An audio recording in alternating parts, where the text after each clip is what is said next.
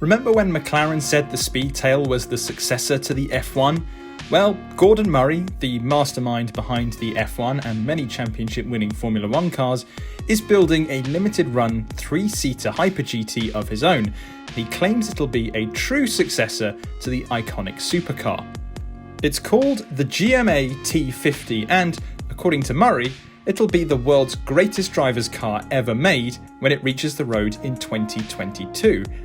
It's powered by a naturally aspirated V12 engine. It's lighter than almost all hypercars on sale today, and crucially, you'll be able to change gears all by yourself. We've known about the T50 since last year, when GMA released a bunch of design sketches teasing the car, but the T50 has only just appeared in prototype form. GMA has bombarded us with information about the F1's spiritual successor. With that in mind, here are 5 things you need to know about the GMA T50. But before we jump into the list, remember to hit the like button and subscribe to the channel. Those familiar with Murray's Formula 1 career will know that he installed a massive fan on the back of the Brabham BT46 in 1978, which created a seal between the car and track, sucking it to the ground to deliver huge levels of downforce. The car dominated its first race with a fan on the back, the 1978 Swedish Grand Prix, before then team boss Bernie Ecclestone scrapped the idea to restore peace among the teams, many of which lobbied for the fan to be banned. But now it's back, only less rudimentary than the one on the BT46B. Driven by a small 48-volt electric motor, the fan on the back of the T50 can generate enough downforce to artificially extend the length of the car by up to a metre, and should rewrite the rulebook on how supercars generate downforce. The fan has 6 settings, 4 of them, high downforce, VMAX, streamline and test, are manually operated.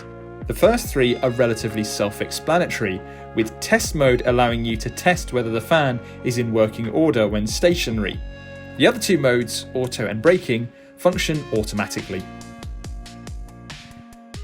The naturally aspirated V12 is dying, as it's becoming ever more difficult to build big engines that meet emission and noise laws.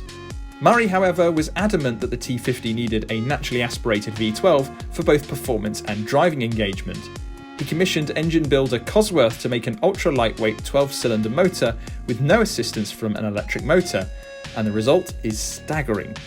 The T50's V12, which Murray describes as a successor to the Cosworth motor found in Aston Martin's Valkyrie, produces 654 brake horsepower and revs all the way up to a soft red line of 12,100 RPM, a record high for a production V12. What's more, the 3.9-litre motor only weighs 178 kilograms.